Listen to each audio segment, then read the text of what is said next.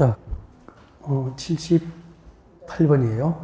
자, 건축법상 건축협정 구역의 전부나 일부를 대상으로 통합 적용을 주는 것을 모두 묶은 것은 그 건축협정으로 이제 두 개 이상의 대지를 대상으로 통합 적용을 주는 것은 니엄번을 빼면 되죠. 디귿 미엄번. 그래서 대지 안에 적용. 우리 건축협정 하면은 4개의 대지가 있더라도 적용을 4개의 대지 다 합니까? 한 곳만 하면 됩니까? 한 곳만. 대지와 도로와의 관계, 건축을 있는 대지는 도로의 2m 이상을 접하는 것도 한 곳만 접하면 되죠. 네, 그런 거죠. 지하철 설치, 건폐율, 그리고 개인 하수 처리 시설 설치, 부설 주차장 등을 한 곳만 만들면 돼요. 건축협정으로 통합 적용이 안 되는 게 뭐라고 했죠? 용적률. 그래서 두 개 이상의 대지 소유자 합해서 용적률을 통합 적용하려고 별도로 제도를 만들게 된 거예요. 그게 뭐죠? 결합 건축, 그렇게 되는 거죠. 그래서 용적률 빼고 전부 건축협정 구역 전부 다 일부를 대상으로 통합 적용할 수 있는 대상이 됩니다. 미엄번 빼면 되죠. 몇 번이죠? 4번. 4번이 정답이 됩니다. 79번. 건축물의 대지와 도로의 관계, 대지와 도로의 관계에 관련된 설명으로 틀린 것은 1번. 건축물의 대지는 인접한 대지면이 아니고 뭐죠? 인접한 도로면보다 낮아서는 안 된다. 이게 원칙이죠. 대지는 인접한 도로면보다 낮아서는 안 된다는 게 원칙인데 예외가 있죠. 대지에 배수의 지장이 없거나 건축의 용도상 방수의 필요가 없는 경우에는 인접한 도로면보다 낮아도 가능합니다. 네. 녹지적 안에 건축은 적용을 합니까? 면제입니까? 면제. 왜요? 용도적이 녹지적이니까. 2번. 건축은 출입의 지장이 없다고 인정될 경우에는 2m 이상을 접하지 아니할 수 있죠? 네. 연면적 합계가 2000제곱미터 이상인 대규모 건축은 더 넓은 도로 몇 미터? 6m 이상 도로에 얼마를 접해야 되죠? 4m 이상을 접합니다. 어떻게 오죠? 2064. 공장은 3064죠? 공장은 연면적 합계 3000제곱미터 이상. 연면적 합계 3000제곱미터 이상인 공장도 6m 이상 도로에 4m 이상을 접합니다. 그래서 공장은 3064. 원칙은 2064.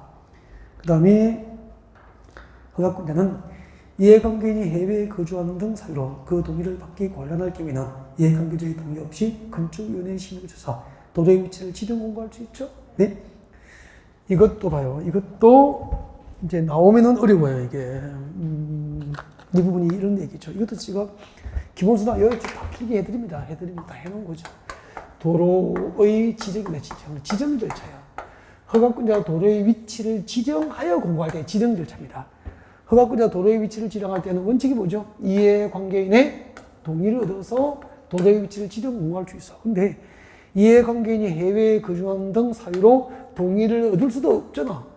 이해관계인이 해외에 거주하는 등 사유로 동의를 얻을 수 없으면 건축위원회 건축위원회의 심의를 쳐서 도로는 지정 공고될 수 있죠. 그래서 지정할 때는 이해관계자의 동의를 얻는 게 원칙이지만 동의를 얻을 수 없으면 예외적으로 건축위원회의 심의를 쳐서 도로를 지정할 수 있는데 이제 중요한 것은 여기야, 여기. 지정된 도로를 폐지합니다. 폐지 변경할 때. 지정된 도로를 허가권자가 폐지하거나 변경할 때는 역시 절차는 뭐죠? 이해관계자의 동의를 얻어야 돼. 근데 이해관계자가 해외에 거주하는 등 사유로 동의를 얻을 수 없다고 건축위원회 심의를 거쳐서 폐지 변경할 수 있다는 규정은 있다, 없다? 없다. 항상 이걸 비교하라고 그랬죠. 여기서 이제 거의 다 치죠. 이런 거 나옵니다. 이 부분도 기본수 찾아봐. 이렇게 메모해 두면 나중에 무슨 말인지 잘 모를 수 있거든요. 모르면 항상 기본수 찾으면 돼. 기본수에 체크가 안 돼 있으면 그때 수업에 나는 빠졌구나 생각하시면 되는 거야. 알겠죠? 옆에 분 이제 도움을 받아야 되죠. 내려와요. 80번. 건축선 지정에 관한 설명입니다. 건축법상 건축선 대지와 도로의 경계선을 하죠. 시가전에서 건축물의 위치나 환경 준비를 위해서 필요하면 4m 이하 범위에서 건축선 따로 지정할 수 있죠. 이게 뭐죠? 지정 건축선. 그리고 동행에서 금년도 복습했잖아. 이 지정 건축선하고 도로 경계선 사이의 면적은 대지 면적의 제곱입니까? 포함입니까? 포함. 정답이 3번. 4번. 건축물과 담장의 경우 지표 아래에서는 건축선의 수직면을 넘는 구조를 할 수 있다. 5번. 도로면으로부터 높이 5m에 있는 출입구, 창문은 열고 닫을 때 건축순의 수직면을 넘는 구조를 할 수 있다. 도로면으로부터 높이 4.5m 이하에 있는 창문은 열고 닫을 때 수직면을 넘는 구조를 할 수 없잖아요. 그럼 이게 몇 미터죠? 5m니까 가능하잖아요. 81번. 81번이 두 번 단독 출제가 된 거야. 두 번 단독 출제했어. 그래서 시험장에 갈 때는 준비를 해가 가야 돼요. 네, 이거 암기하는 방법이 있어. 적으세요. 필기예요. 18페이지 오른쪽 위에 82번 문제, 오른쪽 위에 기퉁의 공간이 좀 넓죠. 거기 필기하면 될 것 같습니다. 건축 관계자 빨리 적어야 됩니다. 건축 관계자. 건축주, 설계자, 시공자, 감리자가 건축 관계자가 되잖아요. 그리고 건축 관계 전문 기술자, 관계 전문 기술자. 그리고 인근 주민입니다. 인근 주민. 인근 주민. 집 지을 때 인근 주민이잖아. 건축을 할 때 인근 주민. 세 개를 딱 적어야 돼. 건축 관계자, 건축 관계 전문 기술자, 관계 전문 기술자, 그리고 인근 주민. 그때 한번 봐요. 그때 이렇게 하면 돼. 건축 관계자하고 전문 기술자 간의 분쟁은 조정 대상이 됩니다. 건축 분쟁 전문위원회 조정 대상이 된다고. 그 다음에 기술자하고 주민 간의 분쟁도 조정 대상이 돼요. 그리고 관계자하고 인근 주민 간의 분쟁도 조정 대상이 돼요. 됐습니까? 다 된 거죠. 그리고 건축관계자 상호간의 분쟁, 건축관계 전문기술자 상호간의 분쟁, 그리고 인근주민 상호간의 분쟁도 조정 대상이 되는 거죠. 그러니까 이 삼각편제만 딱 적어놓으면 돼요.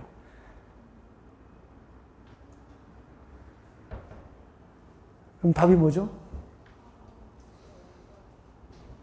4번이죠. 허가권자와 관계 전문 기술자 간의 분쟁은 조정 대상 아니죠. 건축 분쟁 전문위원회 조정 대상이 아닌 것은 그렇게 시험 나온단 말이야. 4번이 답이에요. 여기 됩니다. 관계자, 기술자, 인근 주민. 그럼 봐요. 건축 관계자하고 기술자 간의 상호간의 분쟁은 조정 대상이 되죠. 기술자하고 주민 간의 분쟁도 조정 대상이 되죠.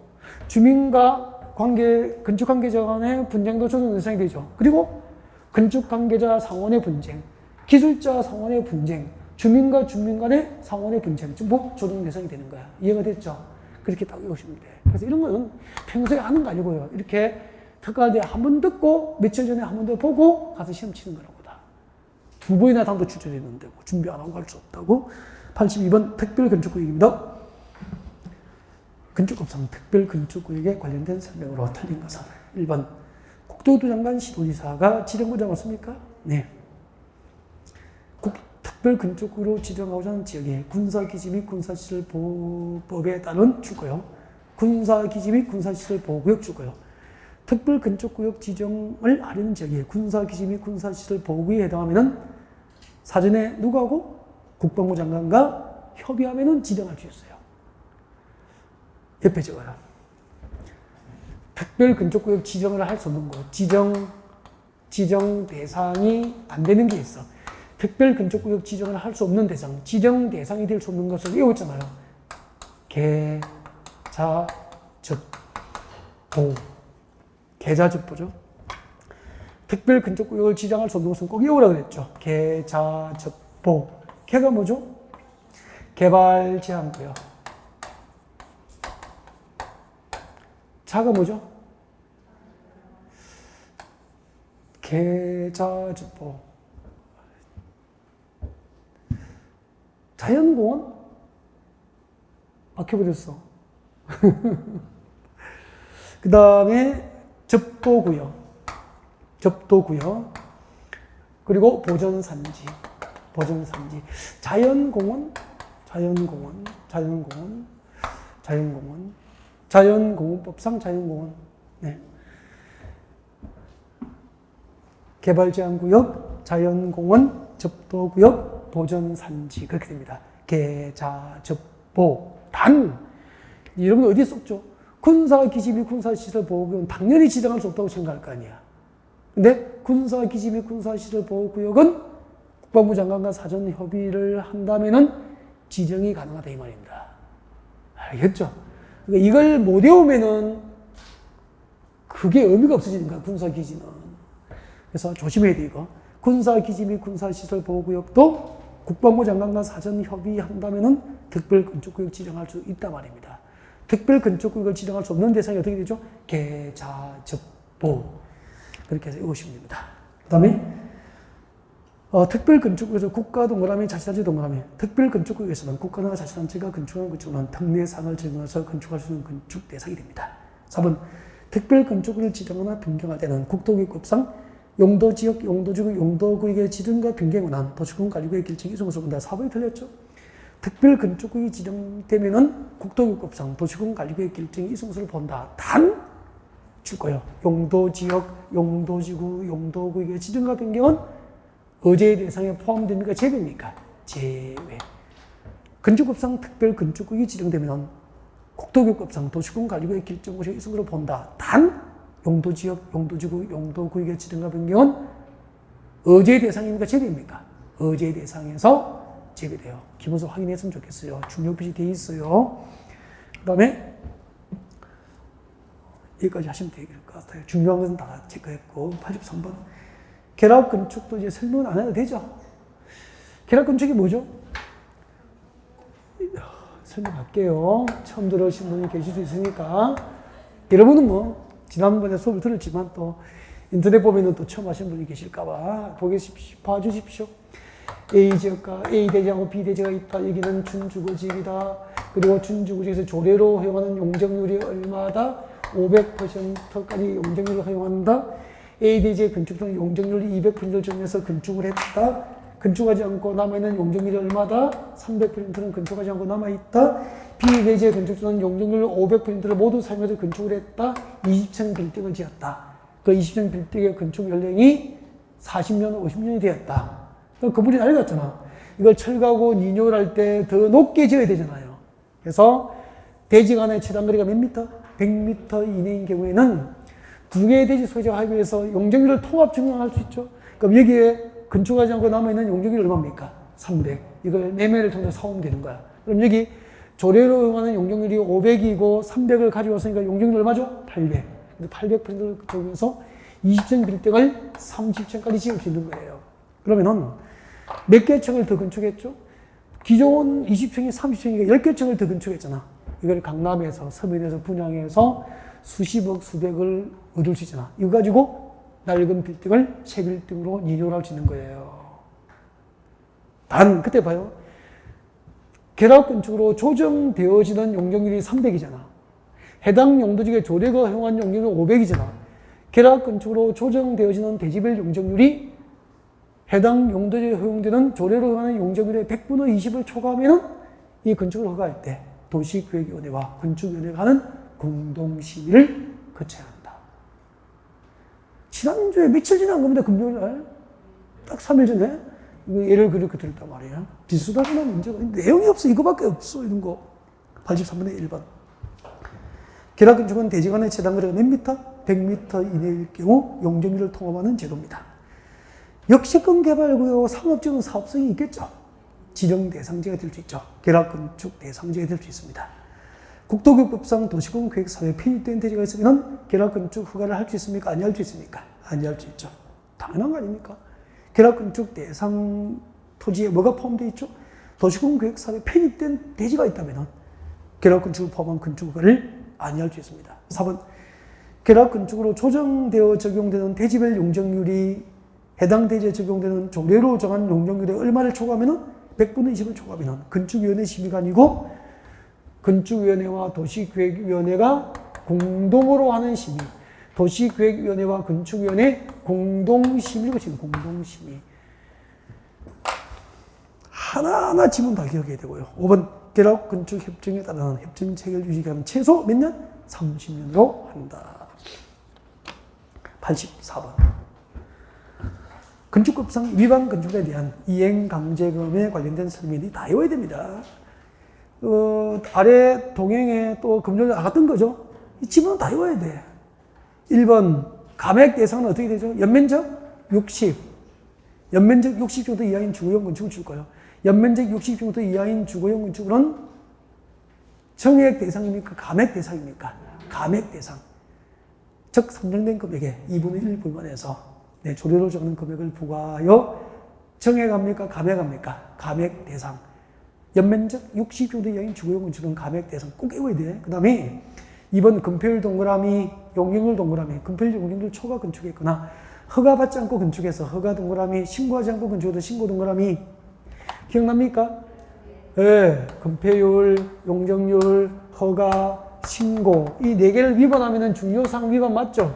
중요사항 위반하면 이행 강정 산정할 때 제곱미터당 시가 표준액의 100분의 50. 금표율, 용적률, 허가, 신고를 제외한 나머지 기타 등등 기타 건축과 관련 규정을 위반하면 제곱미터당 시가 표준액의 100분의 10. 이런 거 필수입니다. 알겠죠? 외우면 점수 나오잖아. 안 외우면 안 돼. 이거는.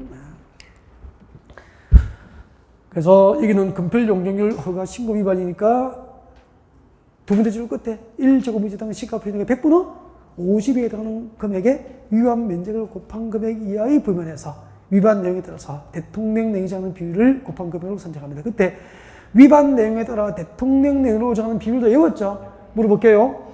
위반 내용이 허가 받지 않고 건축했으면 곱하는 비율은 100분의 100. 두 번째, 용적률을 위반했으면 곱하는 비율이 100분의 90. 금표율 위반, 신고, 금표율 위반은 100분의 80, 신고 위반은 100분의 70. 이것도 통째로 나왔다 그랬죠? 이거 안 외우면 안 되는 거라니까. 선택의 여지가 없다니까. 자격증 받으려면은 외우셔야 됩니다. 그 다음에 3번에 영리목적 동그라미 상습 위반 동그라미. 영리목적 상습 위반은 가중하잖아. 가중 부과는 산정된 금액의 100분의 100. 부과 횟수 4번. 매년 이해가 아니죠? 1년 2회 이내. 1년 2회 이내. 정확하게 외워. 1년 2회 이내. 이렇게 정확하게 외워야 돼요. 농지법은 매년 이내. 이런 건 정확히 외워야 됩니다. 축사 등 농업용 시설로서 500제곱미터 이하인 것은 산정금액의 5분의 1을 감경하여 줄 수 있습니다. 그냥 의미 없어요. 맞는 거예요. 1번부터 4번을 고쳐서 외우시면 됩니다. 85번. 주택법상 주택에 관련된 설명으로 옳은 것. 300세대 미만 밑줄쭉, 국민주택 규모에 해당 밑줄쭉, 저 뒤에 도시적 건설 밑줄쭉. 이게 뭐죠? 도시형 생활주택 요건이잖아. 300세대 미만일 것, 국민주택 규모에 해당할 것, 도시적 건설할 것. 도시형 생활주택. 국민주택이 틀렸죠? 도시형 생활주택 요건이죠. 원룸형 주택은 건축위원회 심의를 받으면 주택으로 신청수를 5층까지 건축할 수 있다. 여러분, 건축위원회 심의를 받으면 주택으로 신청수를 5층까지 가능한 것은 원룸이 아니고, 원룸형 주택이 아니고 단지형 연립하고 단지형 다시대 주택이죠.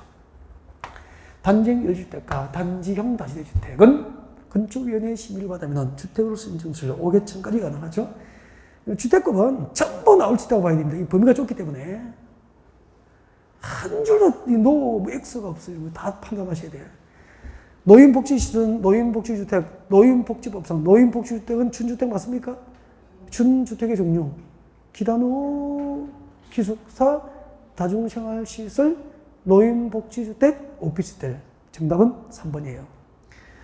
원룸형 주택과 세대별 주거적 면적 85제곱미터 초과는 주택 한 세대는 함께 건축할 수 있다. 주인집.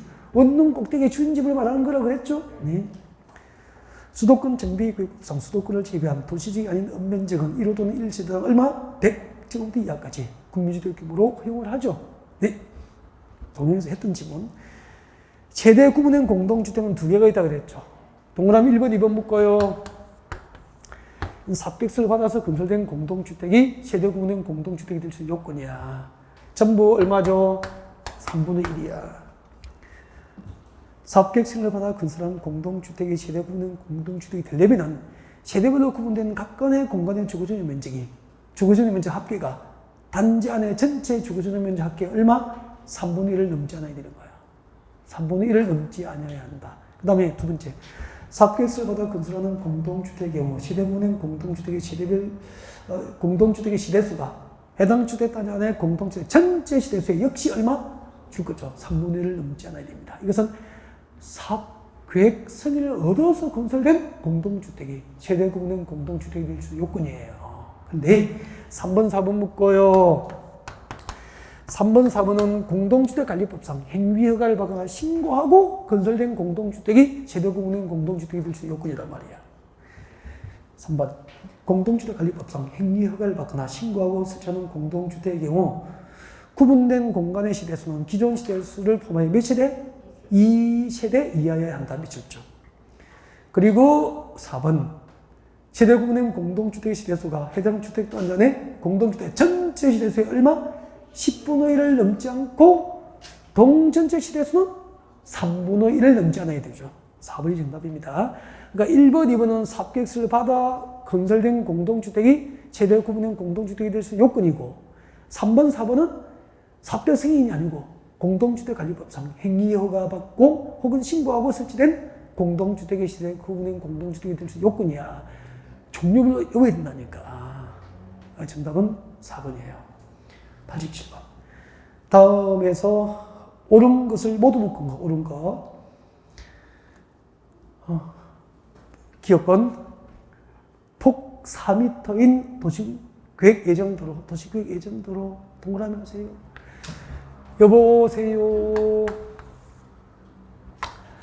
이때 했구나. 예정도로는 폭 몇 미터? 폭 8m 이상. 예정도로로 분리되면 하나의 단지입니까? 별개입니까? 별개. 그렇죠. 일반 도로는 폭 몇 미터? 20m.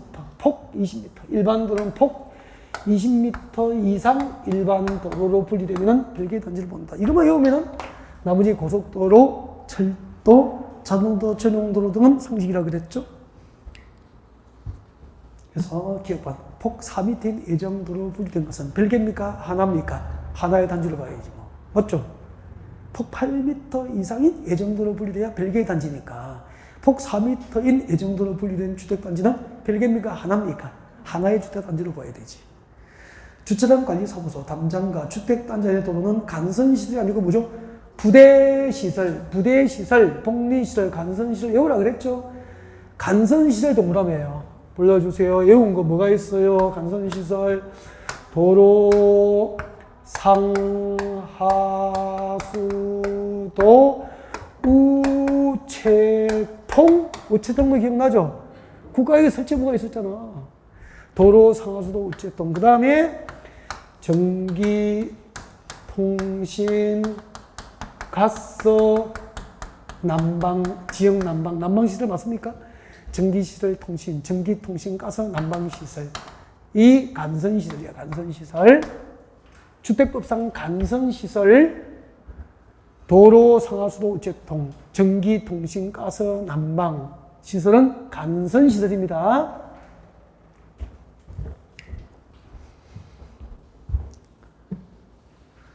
전부 나올 수 있는 것들이에요. 어린이 놀이터, 근린생활시설, 유치원, 주민농시설, 경로당은 복리시설이다. 맞습니까? 네. 그러면은 뭘 구분해야 되죠? 부대시설, 간선시설, 복리시설 종류를 구분해야 되죠? 그 다음에 리얼방. 수용 또는 사용 방식으로 시행하는 경제자유구역으로 조성된 공동주택 건설입니다. 이 법상 공공택지에 해당한다. 맞습니까? 여러분, 저 좀 볼래요? 공공택지 연습 많이 했죠? 공공택지 나오면 머릿속에 한지 방식인가 수용 방식인가? 수용 방식. 그럼. 그래서 이것도 별표해놔야 돼. 근데 이제 경제자유구역 개발사로 조성된 공동주택 건설 용지를 보면 좀 낯설거든? 안면모처럼 느껴진다니까. 도시개발사업과 경제자유구역 개발사로 건설된 공동주택 건설 용지가 주택법상 공공택지가 되려면 무슨 방식? 수용 방식으로 조성된 것은 주택법상 공공택지가 될 수 있는 거야. 환지 방식으로 조성된 것은 주택법상 공공택지로 가져다 쓸 수가 없다고 됐죠. 왜요? 종전 토지 소유자에게 환지로 되돌려줘야 되니까. 4번. 리얼본 좋습니다. 미음. 주택조합 및 주택조합의 발기는 대행 업무 중에서 줄 거예요. 계약금 등 자금 보관 업무. 이것도 문제가 나온 적이 있었어요. 계약금 등 자금 보관 업무는 누구에게? 신탁업자 등반하면 신탁업자에게만 대행시킬 수 있어요. 이것도 별표. 따로 한 문제 물을 수도 있는 거예요. 모의고사에 제가 냈는지 모르겠어. 공구는 하나의 주택단지에서 둘 이상으로 구분되는 1단의 구역으로 미칠 거예요. 착공신고와 사용검사 절차를 별도로 사용할 수 있는 구역, 수행할 수 있는 구역을 말한다. 뭐 믿겠습니까? X. 알겠죠? 보시고. 공구가 뭐죠? 전체 시대수가 몇 세대? 600세대 이상이면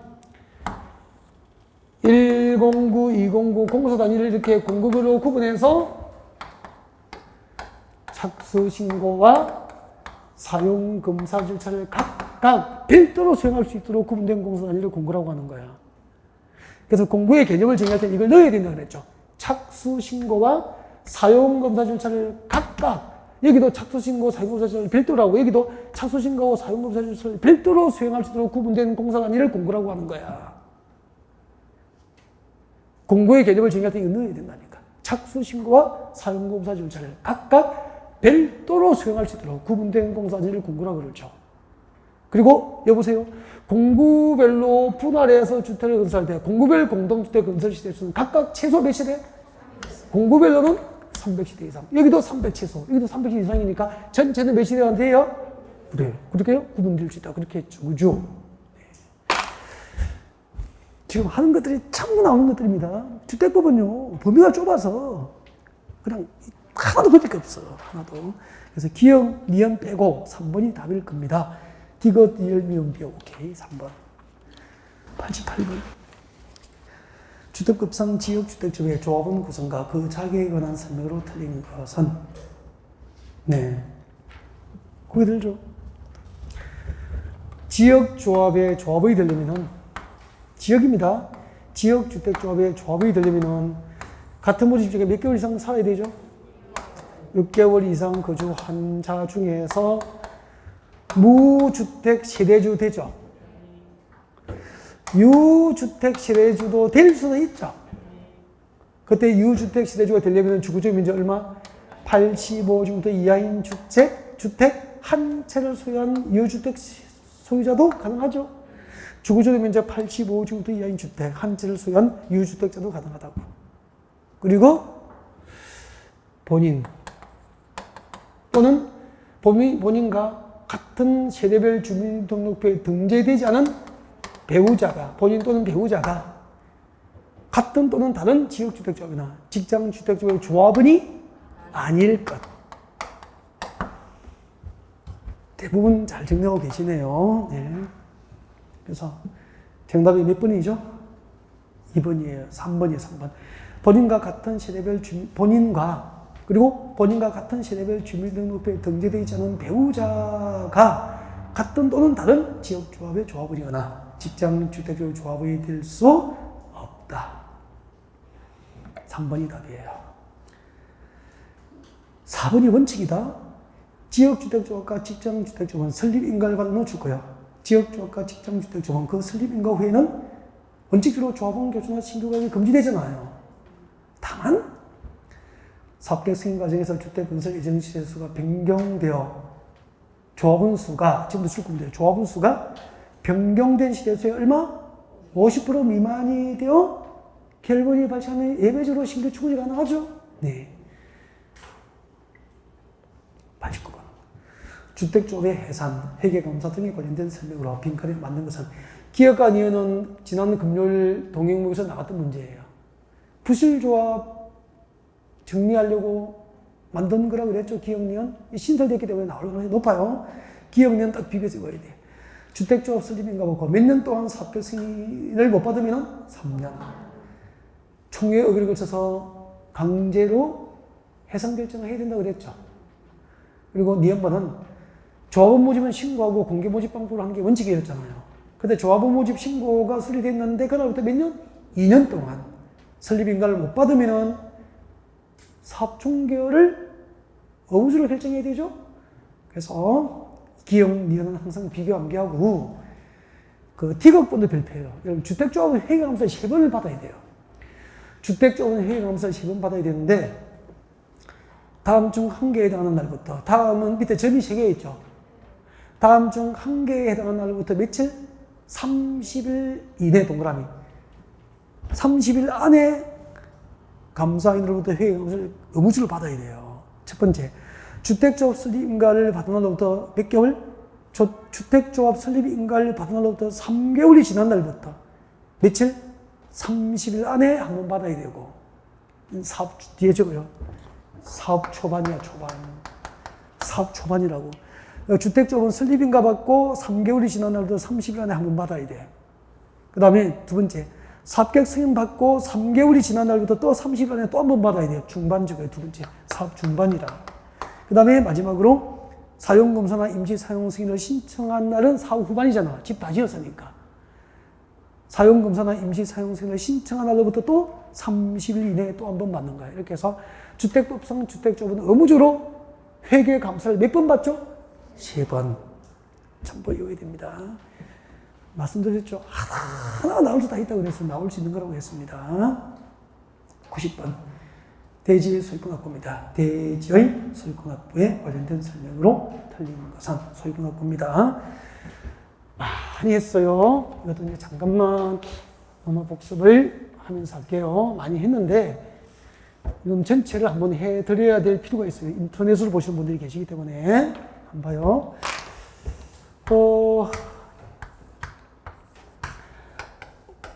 그림 기억나죠? Y건설이 500시대 아파트를 지으면은 건축 허가 대상입니까? 사업계획승인 받아야 됩니까?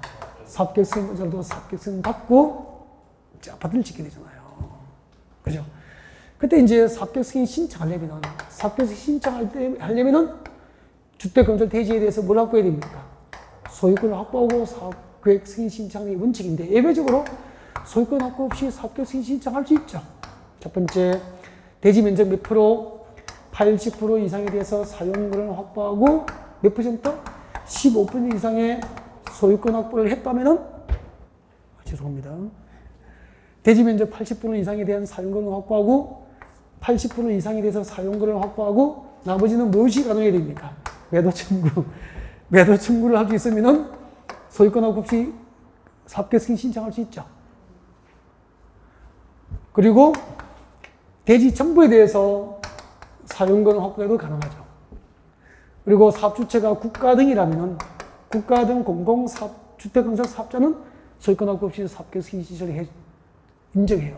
할 수 있어요. 소유권 확보 없이. 근데 대지 면적 80% 이상의 사용권을 확보하고 사업계획승인을 받았어.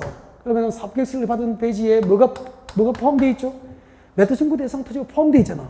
이때는 매도 청구에 대해서 뭘 받아야 됩니까? 승소 판결을 받든지 매도 협의가 성립된 경우만 공소 착수를 할 수 있어. 그리고 매도 청구를 할 때는 매도 청구는 공식이 시가죠. 그리고 매도 청구 전 사전에 몇 개월 이상 협의해야 됩니까? 3개월 이상. 그리고 전체 대지 면적 95% 이상의 사용권을 확보했다면은 사용권을 확보하지 못한 나머지 5% 미만 토지는 알박기 한 거 맞죠? 그래서 95% 이상 대부분의 사용권을 확보하면은 사용권을 확보하지 못한 모든 토지 소유주의 매도 청구가 가능한데 95% 이상의 사용권을 확보를 못하면 이 동네에 주택건설 사업을 목적으로 지구단위 계획구역 지정을 결정 고시하기 몇 년? 10년 이전부터 이 동네 토지 소유권을 지정하여 계속 보유를 하여 온 자. 오래된 원주민이죠. 이들에게 매도 청구를 할 수 없으니까 이들을 제외한 나머지 토지 소유자만 매도 청구가 가능합니다. 그렇게 했을 거예요. 우리 연습을 많이 했던 부분이죠. 1번. 주택건설 사업계획서를 받으려는 자는 해당 주택건설 대지의 소유권을 확보해야 됩니다. 다만 지구단위 계획 결정이 필요한 주택건설 대지 면적 80% 이상만 줄 거면 되겠네. 80% 이상에 대해서 사용권을 확보했고 사용권을 확보하지 못한 대지가 뭐죠? 매도 청구 대상이 되면은 매도 청구 대상 줄 거예요. 매도 청구 대상이 되면은 소유권 확보 없이 사업계획서 지정 가능하죠. 3번. 삽객수를 받은 대지에 매도청구 대상 대지가 포함되어 있으면 그 대지 소유자가 매도에 대하여 합의하거나 매도 합의 줄 거죠. 아니면 매도 청구에 대해서 뭘 받아야 되죠? 승소 판결 줄 거죠? 승소 판결, 매도 합의가 이루어지든지 승소 판결을 받아야만 공사를 착수할 수 있죠? 근데 4번 사업주체는 승인을 받은 대지 중에서 사용권을 확보하지 못한 대지의 소유자에게 그 대지를 시가등록하면 시가로 매도 청구할 수 있어. 이 경우 매도 청구 대상이 되는 대지 소유자와 매도 청구를 하기 전 몇 개월 이상? 3개월 이상 협의를 해야 한다. 4번이 정답. 5번을 읽으세요. 금방 설명한 거니까. 91번 읽으세요. 주택법상 사용검사 등에 관련된 설명입니다. 승인을 받은 주택건설 사업을 완료한 경우에는 누구에게 사용검사 신청하죠? 시장, 군수, 구청장. 그래서 시장, 군수, 구청장 출국고 사용검사권자잖아요. 주택법상 사용검사권자는 누구죠? 시장, 군수, 구청장에게 사용검사를 받아야 됩니다. 2번 한국토지주택공사가 사업주체인 경우 줄 거예요. 우리 한국토지주택공사나 국가가 주택을 사업을 하면은 국토교통장한테 승인받았잖아요. 그래서 네, 사용검사도 누구에게 받아야 되죠? 국토교통부 장관으로부터 사용검사를 받아야 되는 거예요. 그래서 국토교통부 장관은 사용검사권자인데 원칙입니까? 예외입니까? 예외적으로 국토교통부 장관도 사용검사권자 될 수 있는 거죠. 국가나 주택공사 등 국토교통부 장관으로부터 사업계획서를 받은 자는 국토교통부 장관으로부터 사용검사를 받아야 됩니다. 그래서 동그라미 1번이 원칙이고 2번은 예외로 보시면 돼요. 3번 공구별로 분할해서 사업계획서를 받은 경우에는 완공된 주택에 대해서 줄 거죠. 공구별로 분할 사용검사 받을 수 있죠. 아까 여기 착수 신고하고 사용검사 절차를 각각 공구별로 별도로 수행할 수 있도록 구분된 공사단위가 공구잖아요. 그래서 공구별로 분할해서 주택 건설을 하여 공급하면 공구별로 분할 사용검사 받잖아. 그 밑에 별표예요. 사업계획 승인 조건 미이행 등 사업계획 승인 조건 미이행 등 사유가 있는 경우까지 줄 거. 사업계획 승인 조건 미이행 등 사유가 있으면 사용검사를 다 해주면 돼? 안 돼? 안 되잖아요. 그래서 특례로서 공사가 완료된 주택에 대해서 세대별로 사용검사를 받을 수 있습니까? 동별로입니까? 동별로야. 동별로. 세대별로 틀렸죠? 이런 거 어렵다니까. 그래서 3번, 4번 딱 묶어서 동그라미 4번 나왔으면 안 들었으면 틀렸을걸요. 사업계획 승인, 미이행 등 일정한 사유가 있으면 네, 공사가 완료된 주택에 대해서 동별로 사용검사를 받을 수 있는 거야. 동별로. 넘기겠습니다. 92번. 주택 공급 질서 교란 금지에 관련된 설명으로 틀린 것은 이제 이런 거는 쉽죠? 쉬워요, 이제. 좀 볼까요?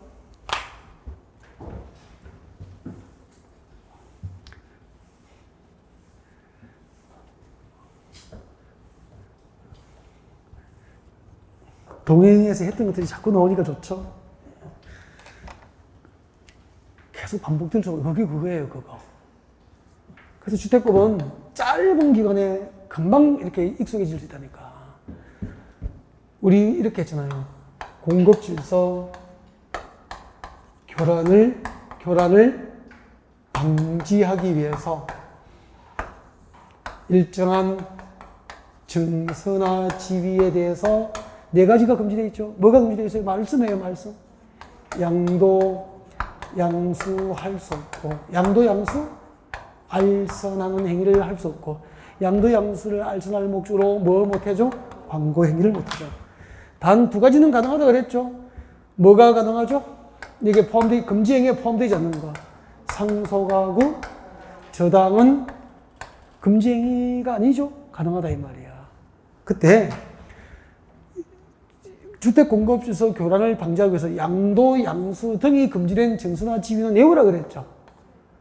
주택조합의 조합은 지위, 주택 상환사채, 주택 청약 종합 저축증서, 무허가 건물 확인서, 이주 대책 대상자 확인서 등이야. 근데 이거 양도 양수가 금지된 이 증서나 지위를 불법으로 양도 양수를 하는 사람이 있죠. 어떤 조치를 할 수 있죠? 위반시 조치. 위반시 조치.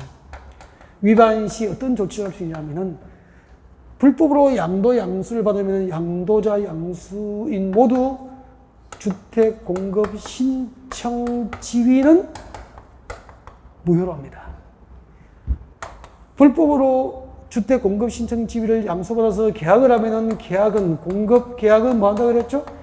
취소. 지위는 무효. 계약은 취소. 소유권을 주택 소유권을 취득한 자는 무슨 조치?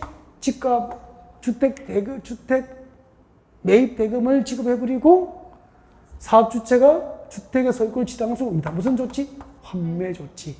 입주를 한 자는 퇴거 명령. 그리고 3대3입니까? 2대입니까? 3대3.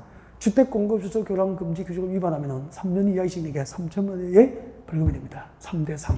3년 이하의 징역에 3천만 원 이하의 벌금. 이거 통째로 이렇게 알고 있어야 된다고. 그러니까 뭘 펼쳐야 됩니까? 기본서. 알겠죠? 펼쳐서 점검하시면 돼요. 이거 다 밑줄 끄고 번호 다 붙여줘야죠. 수업할 때.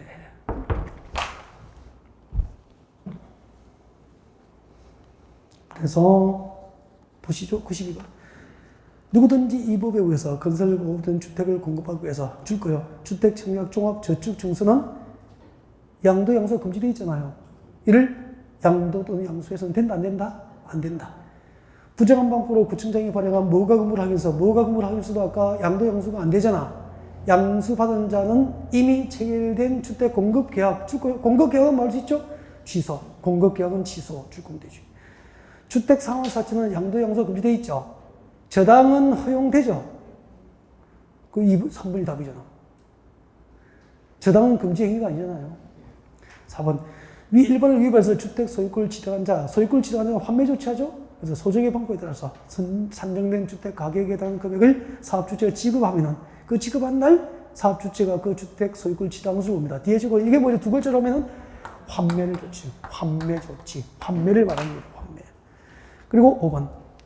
행정행보는 어떻게 되죠? 3대3. 93번. 리 모델링 절차. 리 모델링 절차. 거기 들죠? 몇 문제 안 남았습니다. 10문제도 안 남았는데, 뭐, 그죠? 이어서 15분까지는 봐주기로 했어요. 제가 돌았을 때 째려보시면 안 돼요.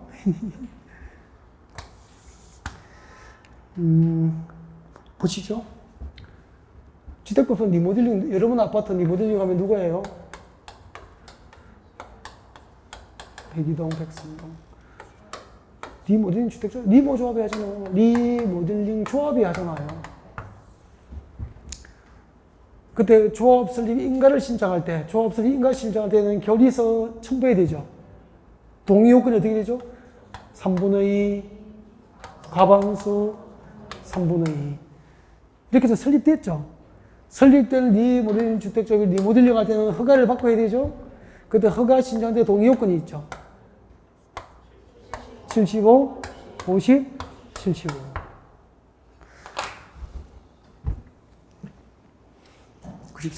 리모델링 주택조합과 소유자 전원 동의를 받은 입주자 대표인은 출구 지당 군수청의 허가를 받아 리모델링 할 수 있다. 허가 동의라는 그래서 주택법상 리모델링 절차는 뭐죠? 허가.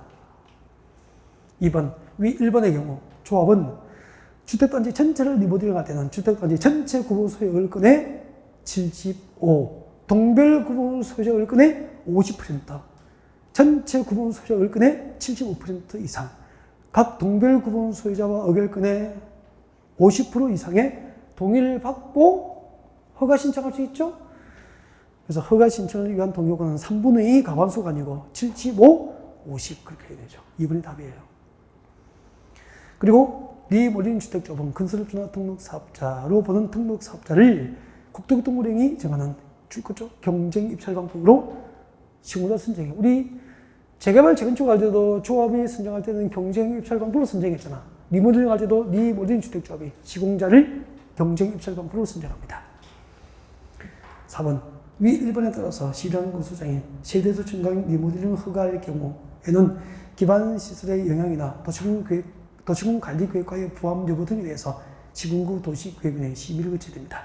그러려니 하면 됩니다. 5번 입주자 대표이나 네 모든 주택자의 네 모든에 원하여 시당구수 구청장의 허가를 받은 후 공사를 완료한 경우에는 일반 주택건설사업과 마찬가지로 똑같이 뭘 받죠? 사용검사를 받고 입주를 해야 됩니다. 94번 공공택지 외의 택지에서 분양가 상한제 적용에 관한 설명이다. 틀린 것은 고개 들죠. 분양가도 우리 많이 연습했죠. 요즘은 뭐 분양가 상한제 적용을 받는 지역이 어디라고 그랬죠? 빨리 말해요. 공공택지. 공공택지는 본래부터 분양가 상한제 적용을 받는다 그랬죠. 근데 공공택지 외의 택지 민간택지잖아. 민간택지라는 말을 안 쓴다 그랬죠. 이 공공택지 외의 택지 중 누가? 공공택지 외의 택지 중 국장이 지정한 지역, 분양가 상한제 적용이 필요하다고 지정한 지역도 분양가 상한제 적용을 받죠. 그래서 공공택지 외의 택지에 대해서 주택급성 분양가 상한제 적용 지역을 누가 지정합니까? 국장. 근데 지정 요건이 있죠. 지정 기준 외워야 되죠. 몇 배? 2배. 몇 퍼센트? 20%. 청약 경쟁률 5대1, 10대1. 분양가 상한제 적용 지역의 지정 기준을 외우라는 거예요. 그죠? 94번. 국토교통부 장관 출구죠. 지정권자입니다.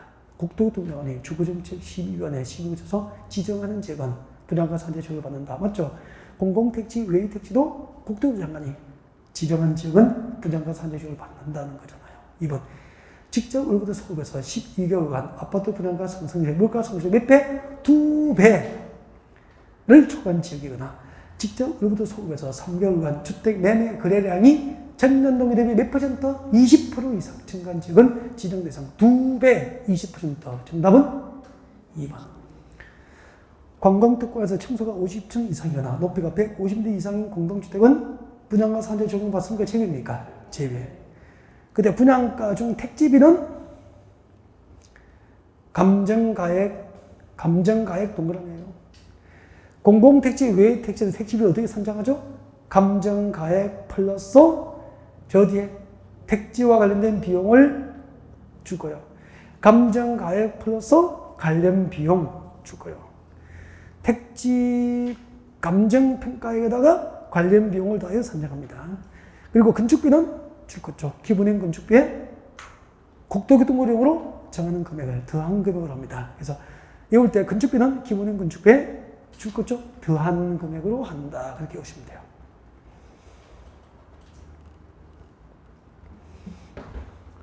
이것도 특강 자료에 보면 이렇게 돼 있다고. 여보세요. 택지비를 산정하는 방법은 나눠지는 거야. 공공택지 안하고 공공택지 외의 택지에서 나눠지는 거야. 공공택지 외의 택지에서 택지비는 금방 했잖아.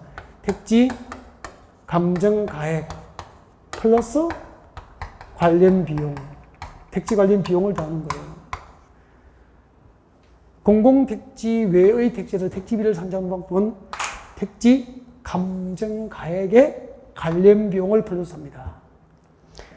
공공택지 안에서 택지비는 혹시 외우신 분 계십니까? 공공택지 안에서 택지비는 택지 공급 가격에 공급 가격 플러스 관련 비용입니다. 공급 가격에 관련 비용을 더하게 됩니다. 근데 여러분이 잘 못 외울 수밖에 잘 안 해요. 이건 잘 외우라고 잘 하지는 않습니다. 이런 것까지. 이런 것까지 외우면 여러분 머리 너무 힘들어 하겠죠. 용량이. 그래서 뭐 중요하지 않으니까.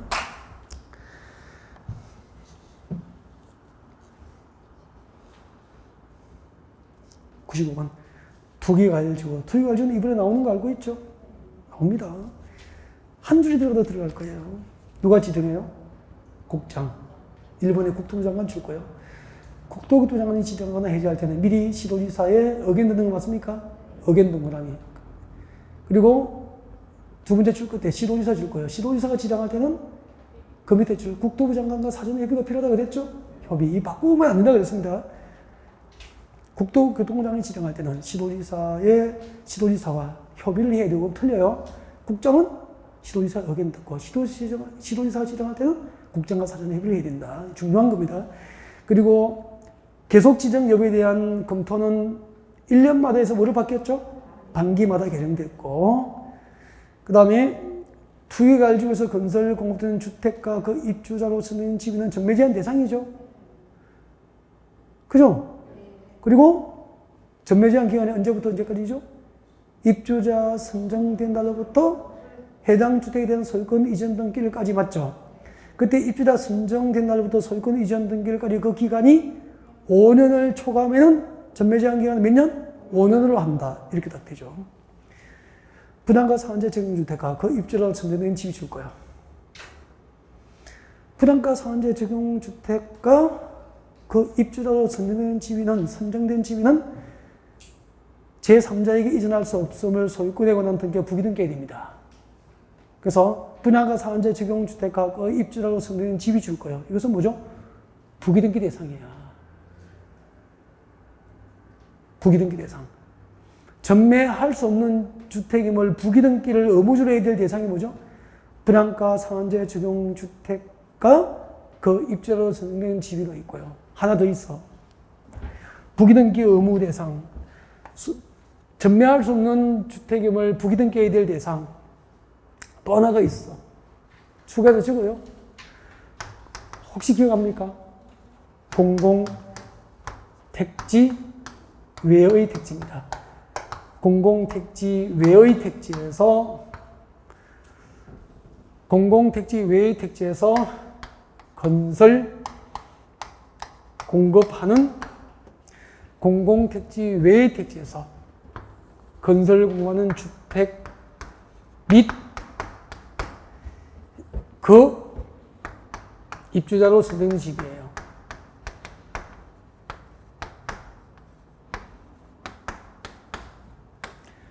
공공택지 외의 택지에서 건설 공급하는 주택 및 그 입주자로 선정된 지위.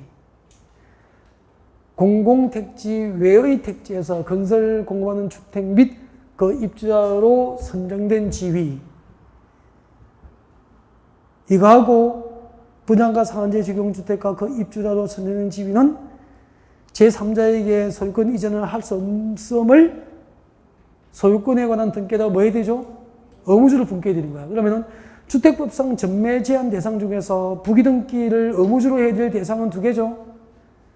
분양가 상한제 적용주택하고 공공택지 외의 택지에서 건설 공급된 주택이하고 이거 외워야 되고 5번 투기가일지구에서 건설 공급된 주택을 공급받는 자가 전매를 할 때 정당한 사유가 있으면 전매하잖아요.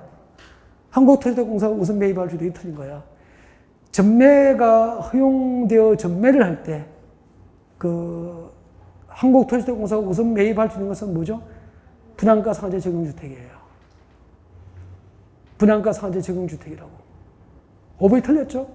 투기가일지구에서 건설 공급된 주택이 아니고 분양가 상한제 적용주택을 공급받은 자가 전매를 할 때는 누가 우선 매수할 수 있죠? 한국토지대공사. 그래서 4번, 5번이 거기서 제일 중요해요. 이런 거 각각 한 문제 나올 수도 있어.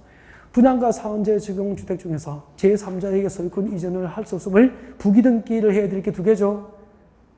뭐죠? 분양가 상한제 적용주택하고 공공택지 외의 택지에서 건설 공급된 주택이잖아. 그 다음에 전매 제한 대상 주택 중에서 전매가 허용됐을 때 한국토지대공사가 우선 매수를 할 수 있는 것은 뭐죠? 분양가 상한제 적용주택이라니까.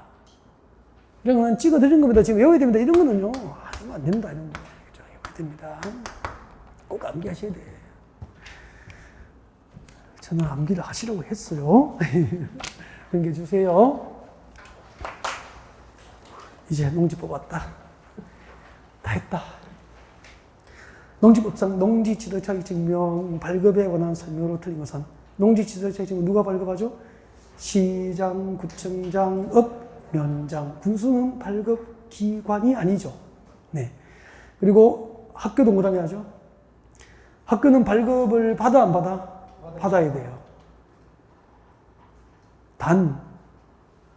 그래서 2번이 답이라고. 학교나 농업연구기관, 농업생산자 단체가 농지를 지도하여 소유할 경우에는 발급 대상에 해당하지 않는다. 틀렸죠? 학교가 농지를 살 때는 뭐 한다고 그랬죠?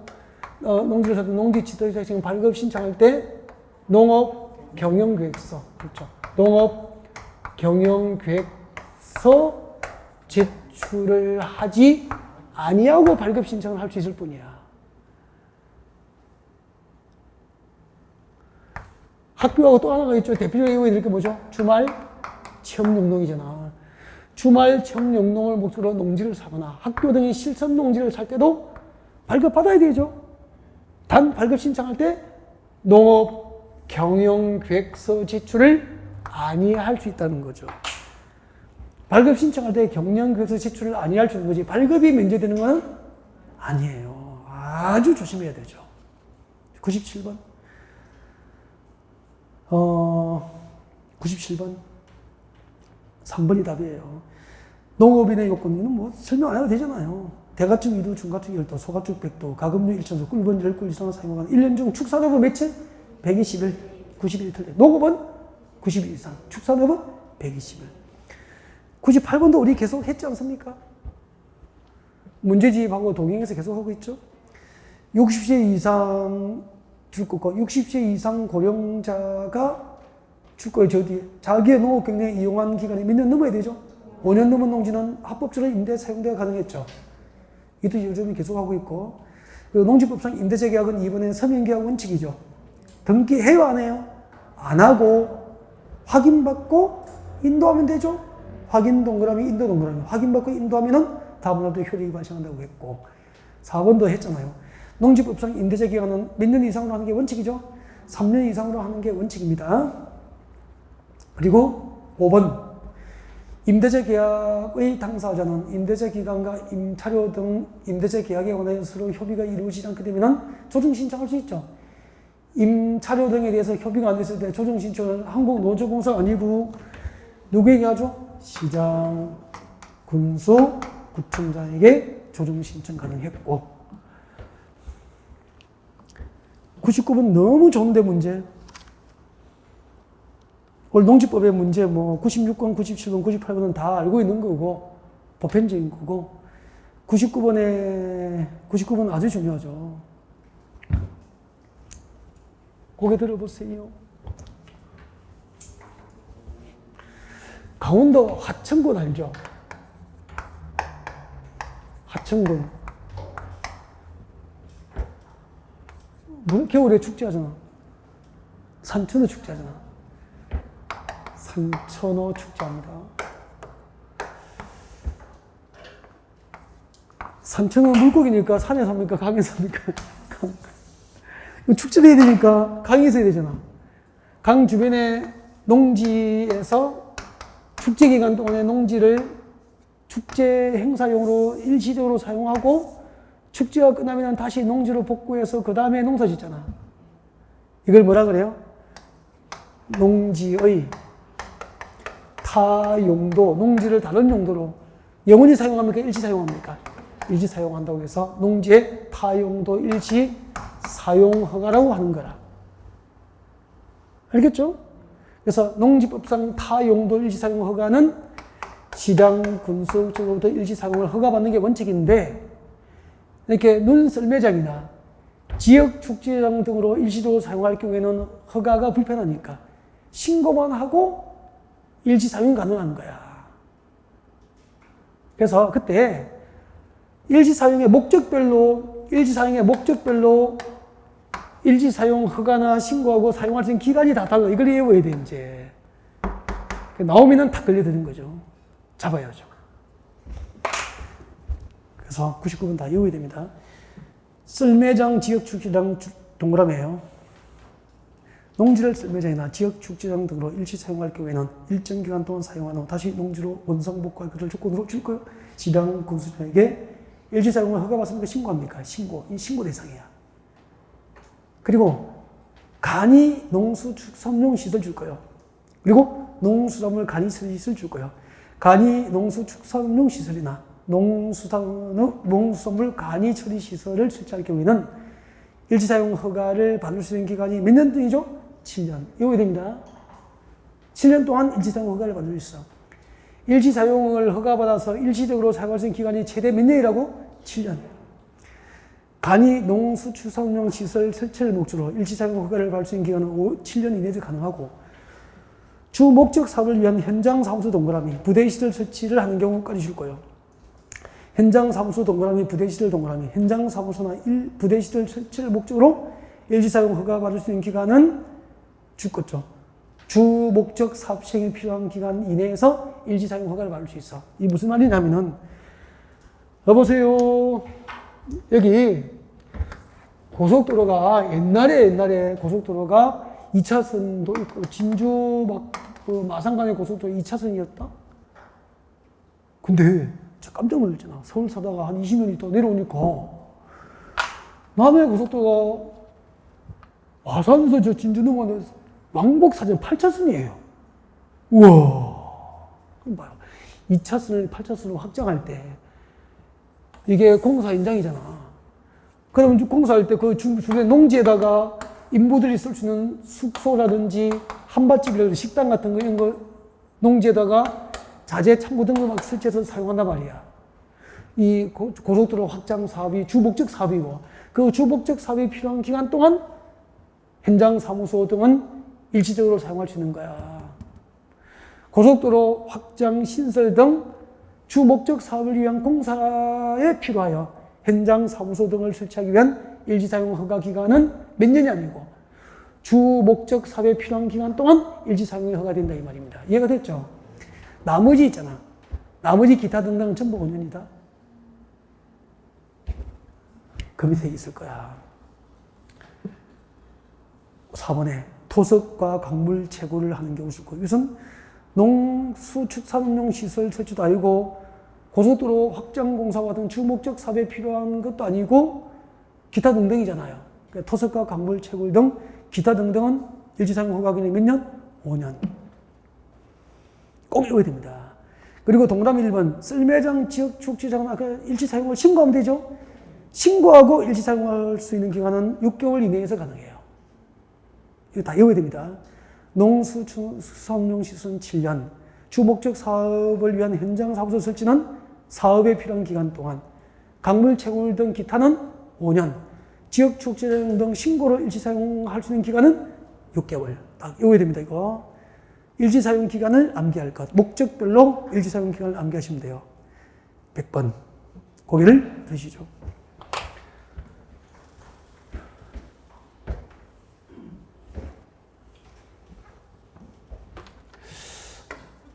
농지를 대지로 바꾸면 뭐라고 불러요?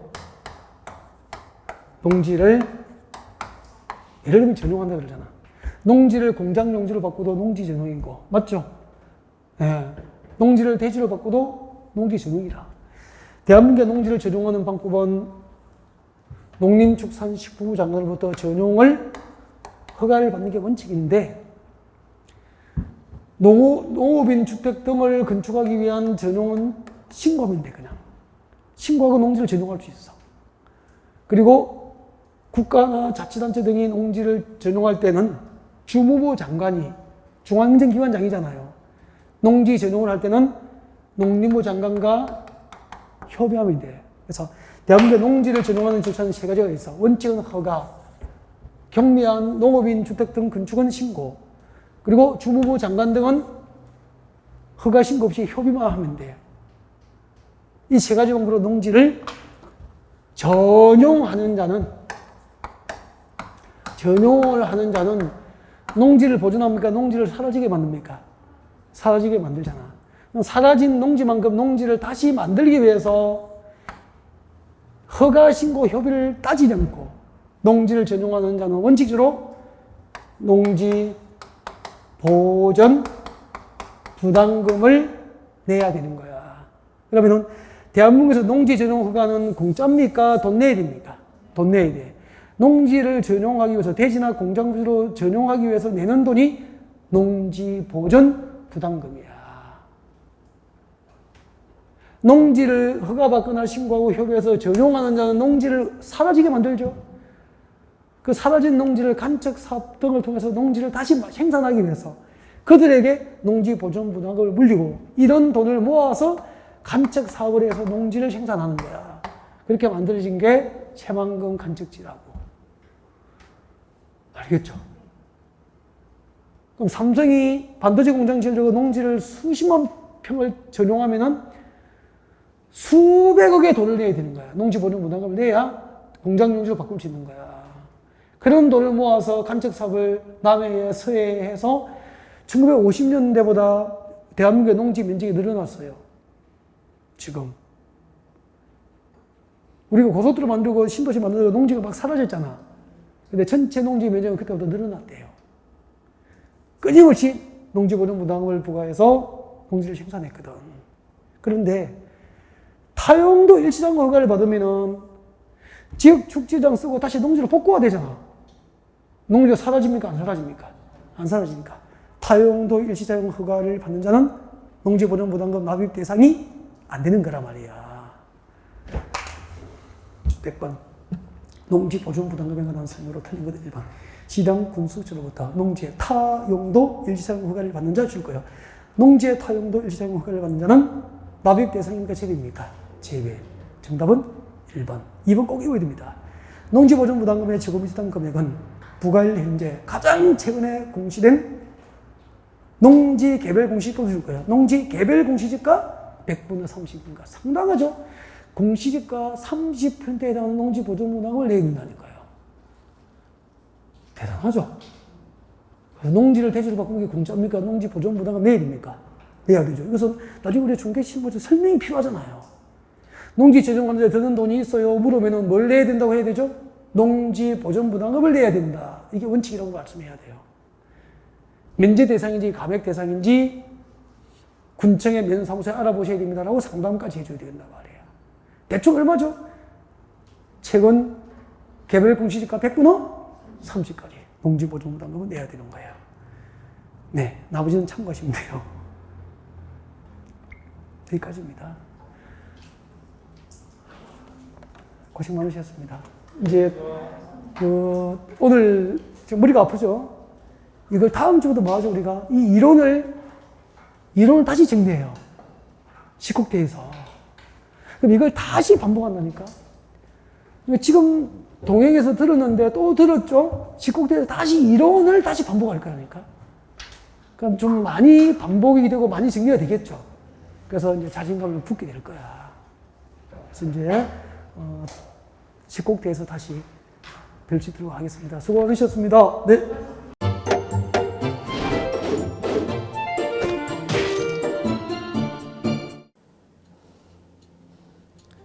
안녕하세요.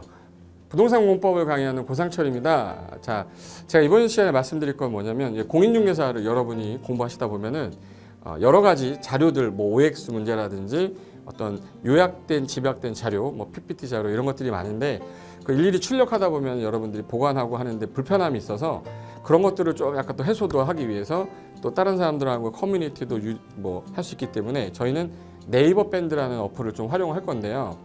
그 네이버 밴드에다가 자료를 올려놓은 거를 내가 다운을 받고 내가 보는 방법에 대해서 알려드릴 테니까 이 부분에 대해서 제가 시작하는 거 똑같이 따라 하시면 설치부터 사용 방법까지 말씀드릴 테니까 그대로 따라오시면 됩니다. 자, 1단계 네이버 밴드 어플을 다운받습니다. 자, 그럼 네이버 밴드 다운을 어떻게 받냐? 자, 플레이스토어 우리 안드로이드 버전으로 갈게요. 그래서 플레이스토어를 누르시면 화면이 바뀌면서 지금은 이제 컴퓨터 화면을 제가 이제 좀 크게 보이게끔 해놓은 거라서 여러분 핸드폰에는 아마 맨 위에 여기 검색창이라는 게 있을 건데 여기다가 제목을 넣는 거예요. 제목을 뭐라고 쓰냐면 네이버 밴드 아니면 밴드 이렇게 쳐도 돼요. 밴드 치면 제일 상단에 나오죠. 그래서 이제 네이버 요 밴드가 요 초록 색깔 바탕에 B자예요. 밴드. 그래서 이제 여러분은 설치 누르시면 됩니다. 자, 2단계 그럼 네이버 밴드를 일단 들어가셔야 돼요. 들어가서 검색하기 전에 밴드 어플을 누르면 위측 상단에 이 돋보기 모양이 있을 거예요. 이 돋보기 모양을 누르기 전에 우리가 이제 검색을 해야 되잖아요. 누르시면 검색 컨트롤 가요. 여기다가 우리 공수모라고 치면 돼요. 공수모 치고 엔터 치면 이제 그동안 이제 우리 공수모 관련된 게 나올 건데 제일 상단에 있을 겁니다. 그래서 여기 네이버 33개가 밴드가 나왔는데 그중에 여기가 1등이죠. 자, 그럼 이제 3단계 해당 공수모 밴드로 들어갔습니다. 그럼 들어가시게 되면 가장 첫 화면에 공인중개사 수험생 모임이거든요. 원래 그 수험생들만 위한 모임이기 때문에 시험 정보하고요. 어떤 자료들이 있어요. 뭐 OX 문제, 뭐 오지선다 문제, 그리고 이제 요약된 자료들 그런 거 공부할 수 있는 활용하는 어떤 밴드고요. 이 강의와 관련된 어떤 특강이 있다거나 할 때 공지사항 같은 거 그리고 지속적으로 교수님들께서 자료를 올려드릴 거기 때문에 요 관련된 자료 관련된 거 어떤 거 있는지 잠깐만 한번 보겠습니다.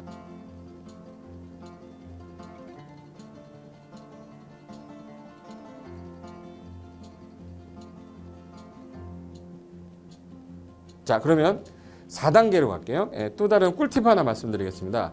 모바일 1일 학습이라는 건데 핸드폰으로도 내가 하루에 짬을 내는 시간, 예를 들어서 전철을 타거나 버스를 탄다거나 화장실을 간다거나 할 때 1일 그 공부 학습 방법을 알려드릴 건데요.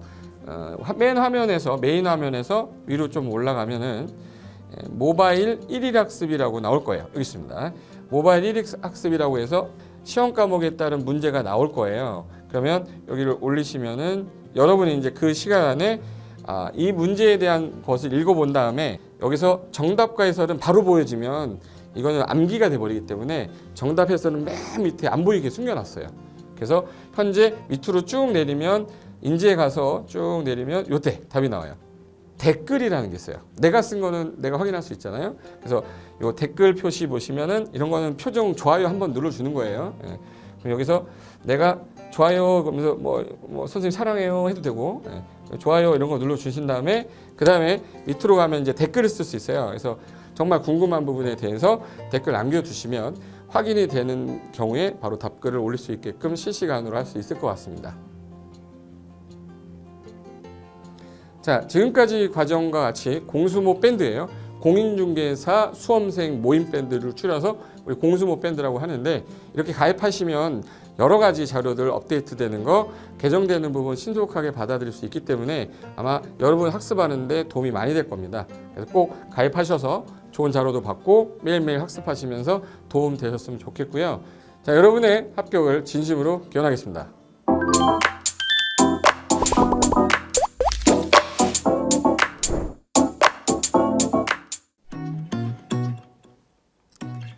자, 안녕하십니까. 자, 이번에는 부동산 실무 일반인들이 어떤 도움을 받기 위한 관련된 밴드에 대해서 소개를 시켜드릴 건데요. 일단은 검색창에다가 365 부스라고 치시면 돼요. 365 부스인데 365일 부동산 스터디라는 밴드예요. 네이버 밴드인데 요 365 부동산 스터디라는 밴드 일단 클릭하시면 현재는 이제 4만 명 정도 되는 밴드인데요. 우리가 일반인들이 어떤 부동산 정보를 습득하는 데 있어서 이 정보를 얻기가 되게 쉽지가 않습니다.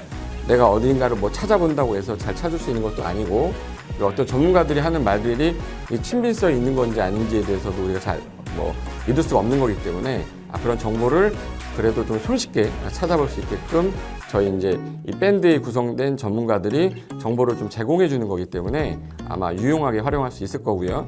내가 부동산 중에 토지를 좀 알고 싶다 또는 상가를 좀 알고 싶다 또는 나는 내 집 마련을 위해서 청약이 좀 궁금하다. 근데 그게 솔직히 어디 가서 물어보거나 어떤 정보를 찾기 쉽지 않아서 그것 때문에 만들어진 밴드라고 보시면 돼요. 그래서 365일 내내 부동산을 어떤 공부한다는 취지로 밴드에 들어오셔서 질의응답도 하시고 궁금한 사항에 대해서 예를 들어 문의하시면 저희가 관련된 정보를 또 제공해주는 그런 밴드라고 보시면 되겠습니다. 어떤 밴드냐면 한번 보시면은 지금 현재는 공지사항이 제일 먼저 나올 건데요. 이 공지사항은 기존에 있던 오프라인이 어떤 강좌가 있으면 그 강좌에 관련된 거 세미나라든지 그래서 평소에 이제 우리가 이제 접하지 못했던 강의들 있죠. 이렇게 진행이 된다라는 거 공지를 좀 하는 그런 내용들이고요. 하나 좀 더 올리면 자 이제 우리 교수님이에요. 교수님 중에 상가 교수님이 최근에 예를 들어서 법이 바뀌었어요. 법이 바뀌게 되면 최근에 바뀐 법이 이러한 바뀐 법이 있으니 중개업을 한다거나 투자를 할 때 좀 유의해서 알아보시면 좋겠습니다라는 거를 올려놓을 거예요. 기존에 올려놓은 자료가 있으면 또 찾아보시면 되는 거니까 이렇게 해서 계속 밴드에서 소식을 받으시면 실전에 굉장히 도움을 많이 받을 거라고 예상합니다.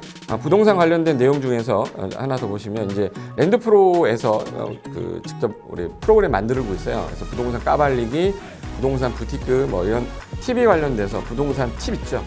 예를 들어서 청약을 받아야 되냐 말아야 되냐, 지금 강남권 아파트를 투자해야 되냐 말아야 되냐, 이런 정보를 쉽게 여러분들이 접하지 못하기 때문에 그런 관련된 것들을 시대에 맞게 흐름에 맞게 부동산 시장이 이제 요동치면 내가 지금 집을 팔아야 되냐 사야 되냐 그런 것들에 대해서 신속하게 정보를 들을 수 있는 밴드니까 시간이 나실 때마다 자주 들어오시고 저도 자주 들어와서 좋은 정보 남겨드릴 테니까 자주 들어오시기 바랍니다. 저는 부동산 공법하고 부동산 토지 투자를 강의하는 고상철이었습니다. 자주 밴드에서 뵙도록 하겠습니다. 자, 수고하셨습니다.